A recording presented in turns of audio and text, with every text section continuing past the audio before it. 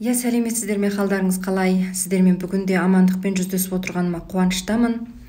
Енді әзір ғана бір әңгіме оқыдым. Бір баланың өзі туралы жазған. Сонысын оқып жүрегім қатты ауырды. Енді жылап отырып көрдім десем де болады.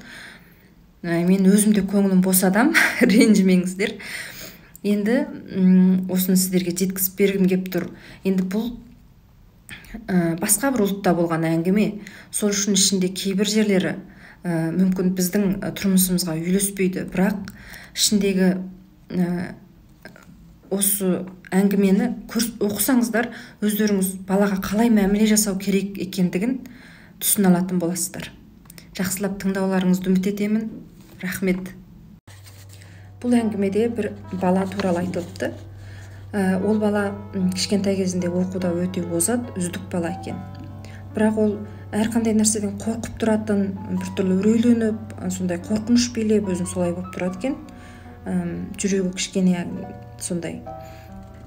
Неге десеңіз, өйткені бұның мамасы өте бір өзінің айтқаны ғана жөн, өзінің айтқаны ғана дұрыс болатын, зомагер дейміз ба, сондай бір ана екен.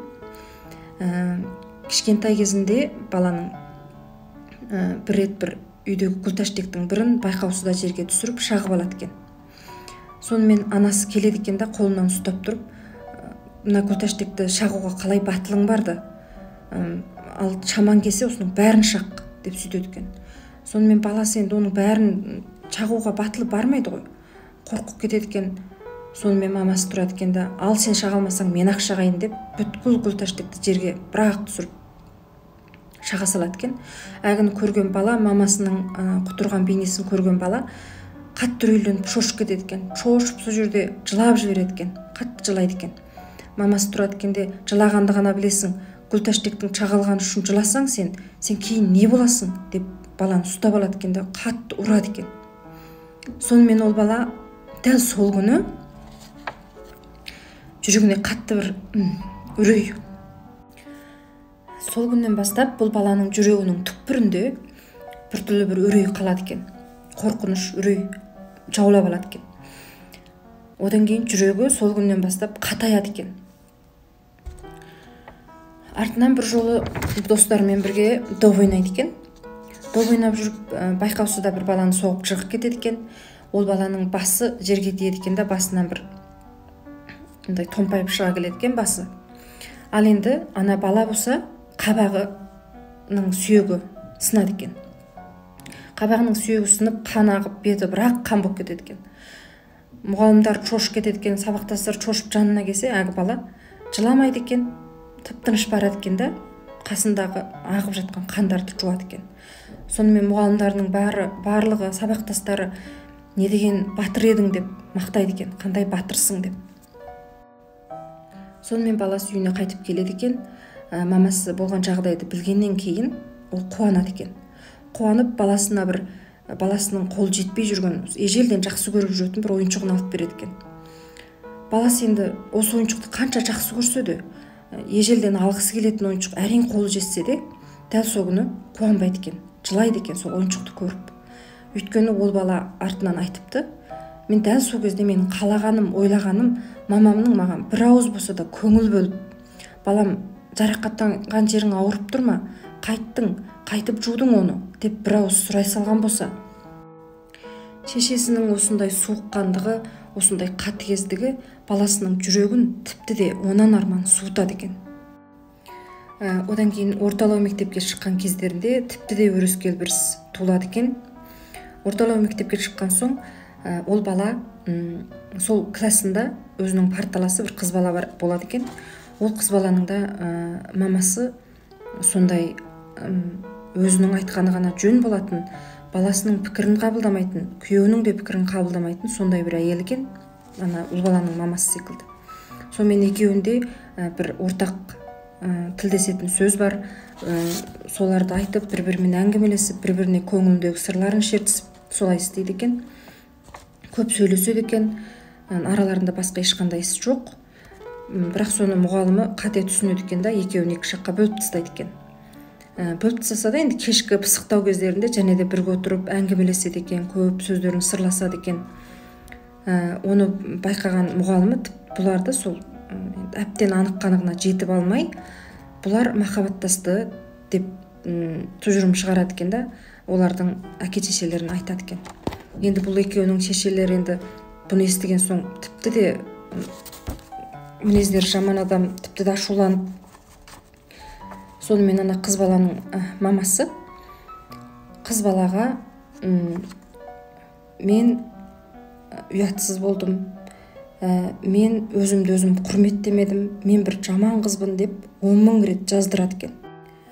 Ал ұл баланың мамасы болса, ұл балаға 10 000 әріптік өзіңді тексеру қағазын жазып әкелесің дейді екен. Баласы бір рет жазып әкеледі екен, шешесі өткізбейді екен, бұның болмайды деп. Екінші рет жазып әкеледі екен, бұл да болмайды деп береді екен, қайта жаз деп. Үшінші рет бала отырып ойланады екен да, ішіне мынандай бір сөзді қосып жазады екен. Мен бір оңбаған еркек болдым, мен ойымда тек қана қыз бар, мен бір сүйкімсіз, жетесіз болдым деп жазып апарады екен. Сол жолы мамасы тексеру қағазын өткізеді екен. Осы жолы жақсы жазыпсың деп. Оны тағы былай қойғанда, баланы әсіл апасы баққан екен кішкене кезінде. Апасын ең құрметтейді екен, сондай жақсы көреді екен. Сол апасы бар, әке шешесі бар, отырғызады екен да, 10 000 әріптік жазған тексеру қағазын солардың алдында дауыстап тұрып оқытқызады екен. Бала сол тексеру қағазын енді әрең оқып болады екен, намысқа тыртысып. Әгі бала артынан айтады, осы 3-ші реткі тексеру қағазын жазумен қатар мен бір өсиет жазып қалдырып қойдым дейді. Өсиет жазып қойдым дейді. Өсиетімде мама, сенің ұлың болып жасаған осы өмірде мен тірі жүргенімнен өлгенім артық болып жасадым. Егер мен өлсем, сен көңілсіз болуға тиісті емессің деп жазады екен. Бірақ бұл өсиет қағаз іске аспайды екен. Осы қағаз жазып болады екен деп бала ойлайды екен. Мен неге өз өмірімді құрбандыққа шаламын? Мен қайта тіпті де жақсы өмір сүруім керек. Тіпті де жақсы өмір сүріп, саған көрсетуім керек дейді екен да. Сол күннен бастап ол жүрегінде өшпенділікпен өседі екен. Бұл бала артынан мықты бір университетке өтеді екен. Ол мектепте жақсы оқып, артынан сол мектепте мұғалім болып қалады екен. Ол бір үлкен дамыған қалада қызметте тұрады екен, сол мектепте мұғалім болып. Сол бір 7-8 жылда шешесімен бір тал хабарласпайды екен. Ең алғашқы кездерде мамасы сол қатты ашуланып, күніне 5-6 рет, 10 рет телефон ұрып солай қылады екен.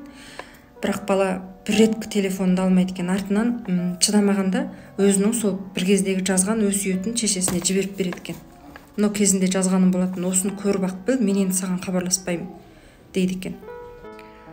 Енді сол өсиет қағазын жіберіп бергеннен кейін әкесі хабарласады екен, балам, сенің сол қағазыңды алғаннан кейін шешең оқып қатты жылады, қатты күйзеліске түсті.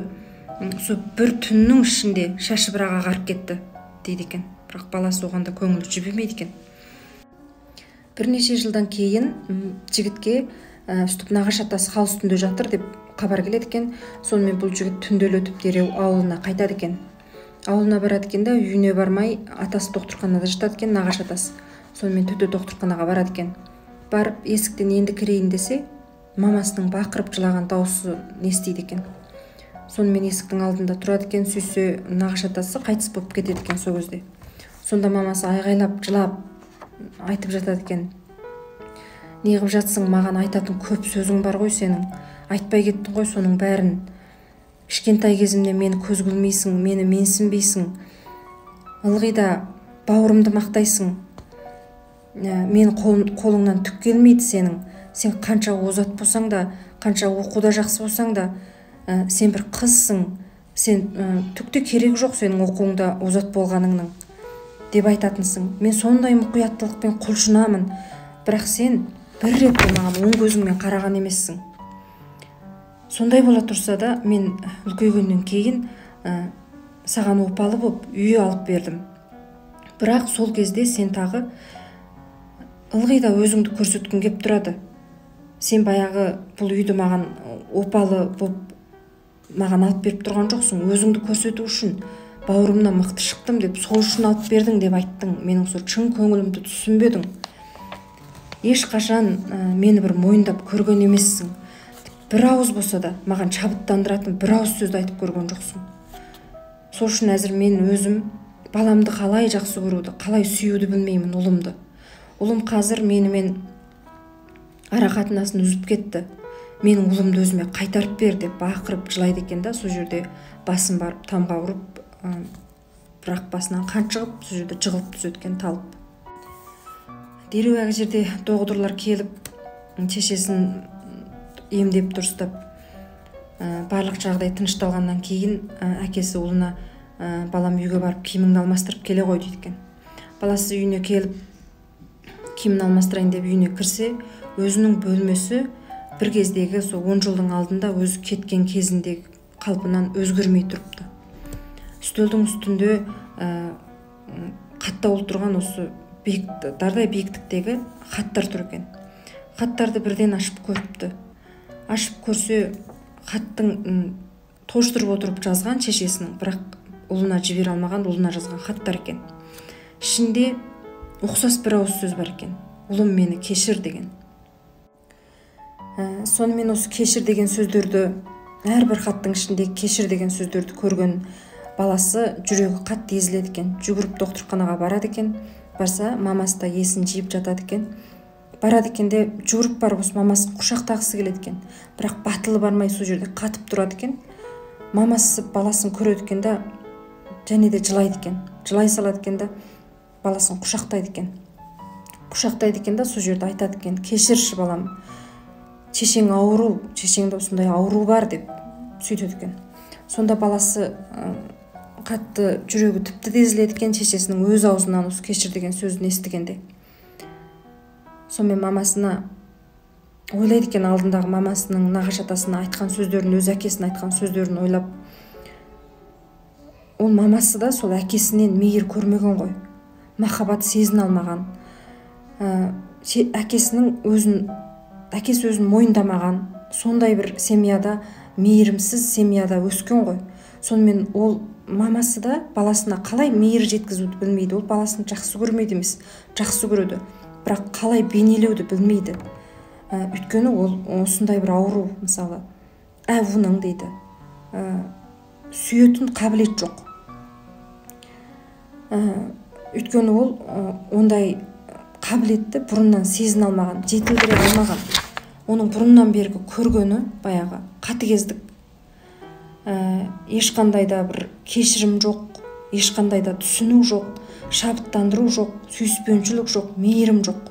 Сондай семьяда өскен, сонымен өзі де ондайды баласына жеткізе алмаған. Дәл сол кезде ұлының көңілі әбден жібиді екен. Мамасын құшақтап тұрып, мамасына бір ауыз сөз айтады екен: мама, осы бір ауыз кешір деген сөзің 1000 ауыз сені сүйем деген сөзіңнен артық деп. Сол секілді, мысалы, осындай кейбір кісілер өзін тежей алмай баласын ұрады, ұрсады, тілдейді, иянаттап оны түсіріп солай сөйлейді.